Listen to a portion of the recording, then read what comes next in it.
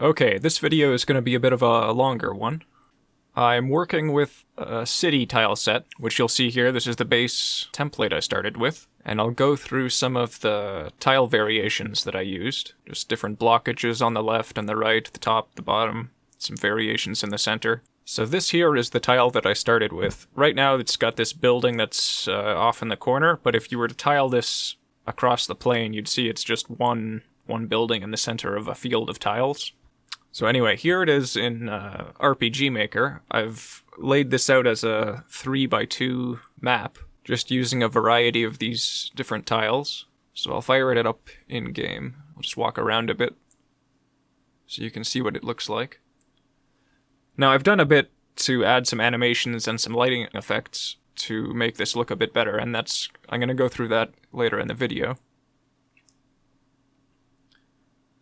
So I've got that base layer, I've got an overlay layer so you can walk underneath various objects.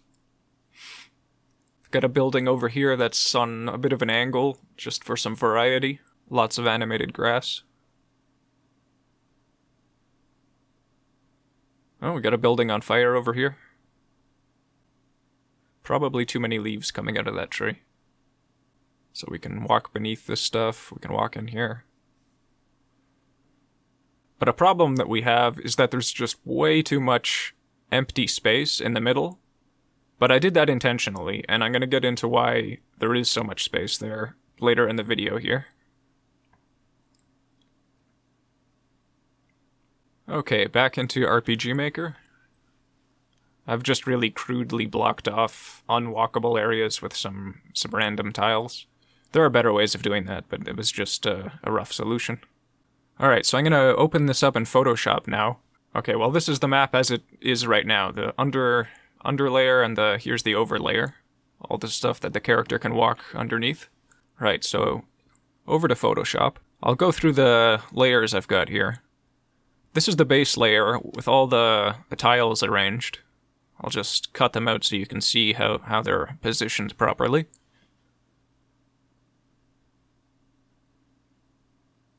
Then I've got this shadow and tone layer on top, which is, it's basically adding illumination and some cast shadows.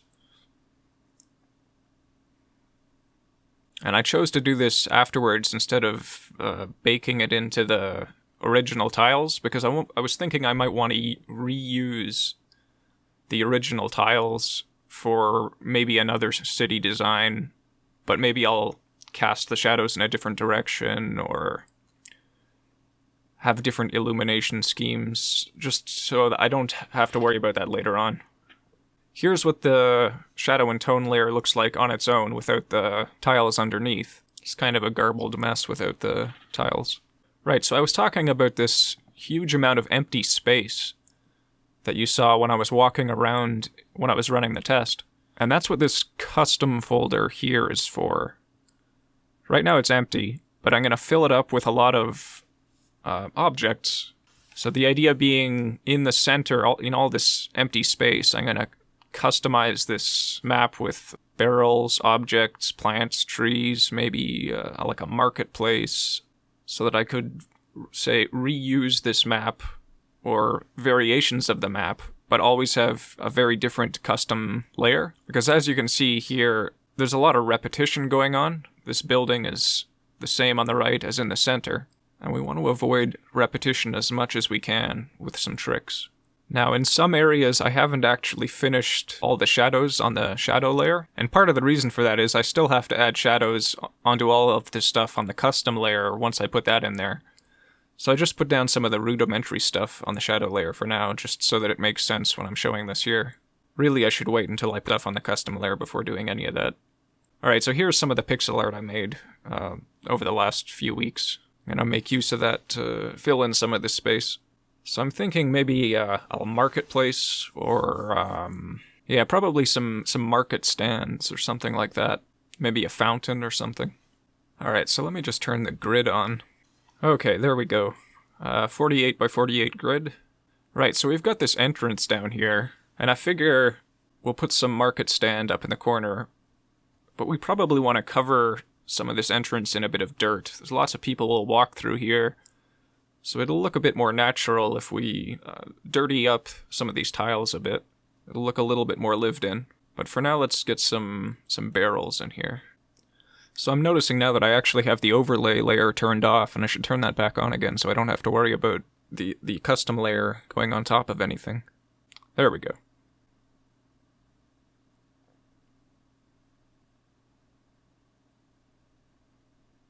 So I'm just going to duplicate some of these layers and play around with the positioning a bit. I want to be mindful of the grid. Ultimately, I'll be cutting the tops off of some of these shapes and putting them on the overlay layer so that the character can walk behind them. But for now, I'm just placing them within the grid. Alright, so I'm just consolidating that layer for organization. Alright, so I've got this dirt layer. So what I'm going to do is use this to create a pattern of dirt filling in the cracks between these tiles. So I'm just going to create a mask on the layer. Let's zoom right in on these tiles, and let's make a pattern. Just using a mouse and a normal brush here. So the idea here is to create a kind of a weathering pattern. Because it would be very strange for this ground to be completely level. So let's imagine this is kind of a depression or something, where dirt is more likely to catch.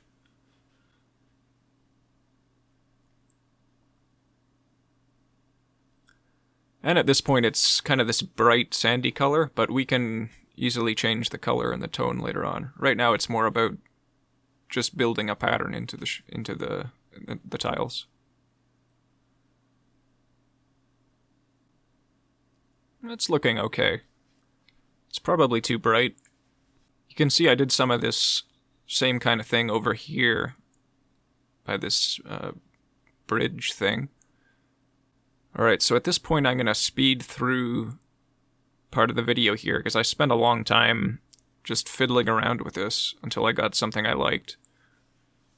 But eventually, I got a pattern I liked, and I expanded it by just sort of duplicating it all over the place, and making the entrance look a bit more weathered than the rest of the terrain. Okay, so here I've got a lot more of this stuff going on, using a few different variations of the same layer, dark layers and light layers, to create some variation.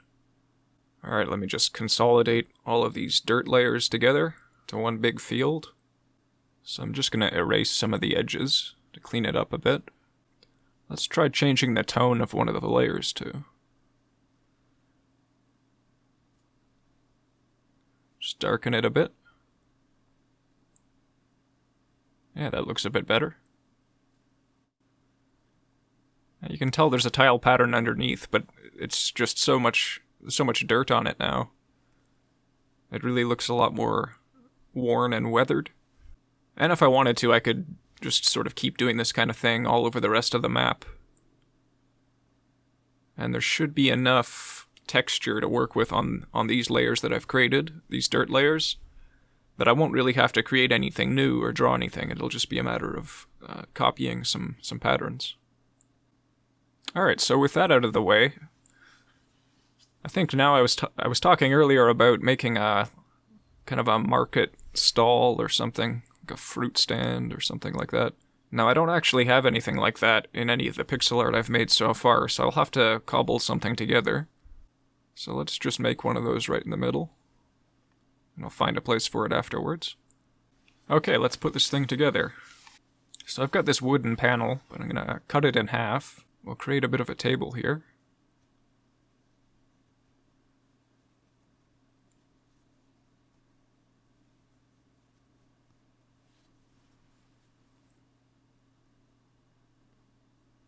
That's good enough. We gotta put the top on it anyways, as long as the bottom lines up.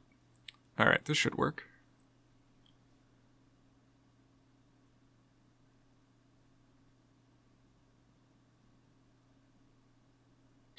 Alright, there we got a table. Let's just consolidate these layers. So we'll put some kind of a sheet on top of this thing. Just gonna roughly draw something in here. Since this is supposed to be cloth, let's give it a bit of a bend.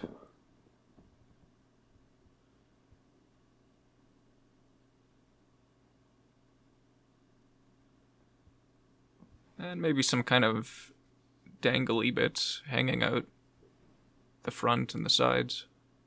So I'll just zoom right in there. I think I'm going to go with some triangles.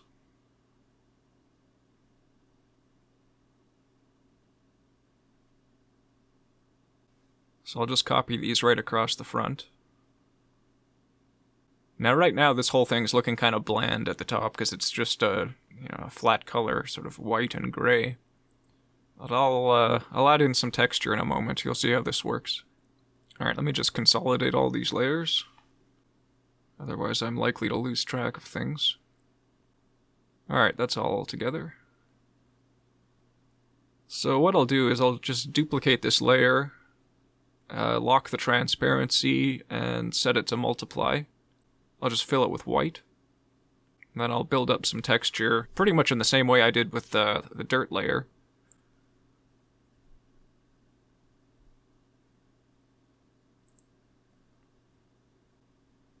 So we've got these anchor points at each of the corners. So the idea being it's all got to sort of sit and hang towards the middle.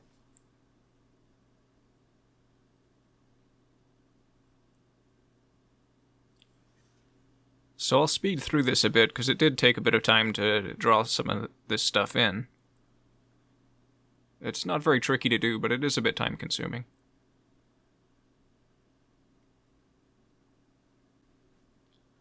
Alright, that's looking pretty good. So let's play around with the levels a bit.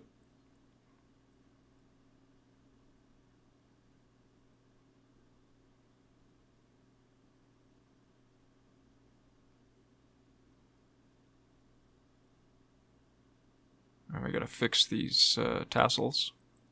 Really just want them to be one solid color. Alright, so I'll consolidate that. And we zoom out a bit, and it looks pretty good.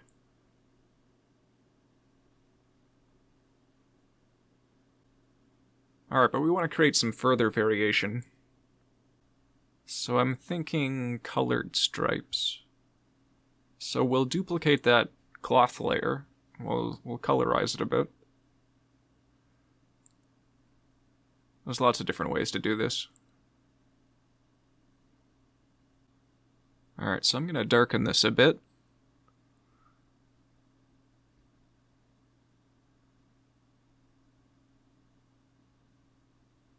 Play around with the colors.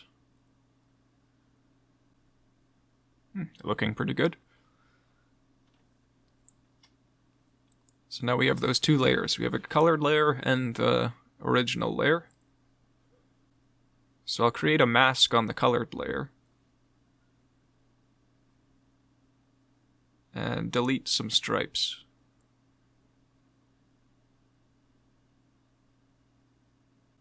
Now if I wanted to be more accurate and not have those pixel shifts, I could use a selection tool. But I think I'm actually going to go with this. I'll just use some anti-aliasing to make it blend. So that's looking pretty interesting. Now I'll put all of those different layers together in a folder, and I'll just call that market stand.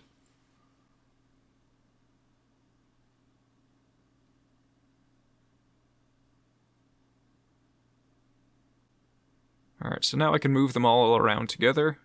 And if I want to create any duplicates, I just duplicate that folder. So let me just place that down there.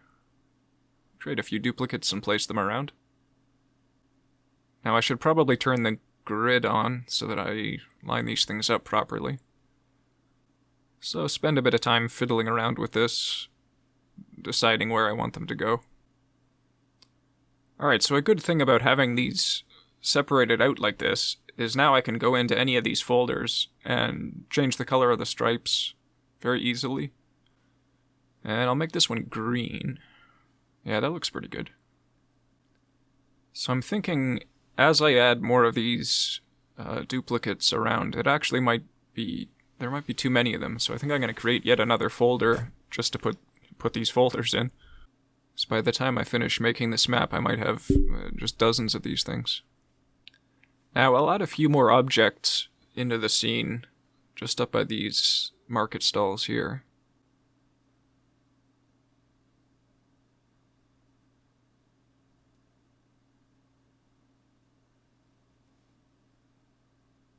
So as you add more and more of these objects, it's important to keep your layers organized and name them. You'll see on the right, I haven't really been doing that. Now, it doesn't really make a lot of sense to name all of these individual layers that have pots and small objects on them. So what I like to do is put a few of them in there, consolidate them into clusters, and then name them. And try to use folders as much as possible if you've got a lot of these things going on. Alright, so I have a fair number of objects populating this empty space, although I'd actually like to add a lot more. I'm going to stop doing that for now, and I'll try adding some shading into the scene. I've done this in another video already, but I'll just do it here again. So I'll be adding some shadows on this layer here. And I'll add them to, let's say, these objects down here for the purposes of this video. So all that's really on this layer is just flat color. I'll just copy that from the shadow here. So I'm only copying color from this layer. It's actually yellow. But I've got one of the folders set to, I don't know, difference or exclusion or something. So it's actually making a blue color. It's been a while since I worked on this map. Alright, so the idea with this brush color is that the color I'm painting the shadow is exactly the same color as the illumination itself. So I applied a flat yellow tone color to the whole map. So that's what's making everything have that kind of warm glow. And then I'm using exactly the same color on a shadow layer above it, set to, I think it's set to difference. Although it could be subtract or exclusion, I honestly forget which one I have it set as. So that'll just make it the complementary color.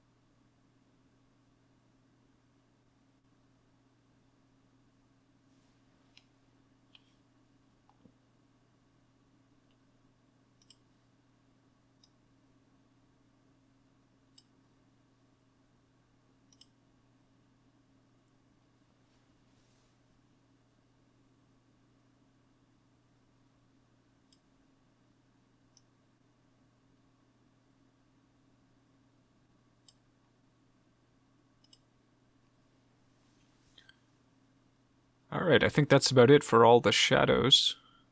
Or at least down here.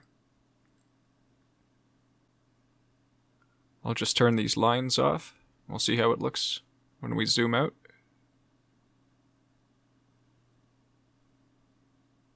Yeah, that's looking alright.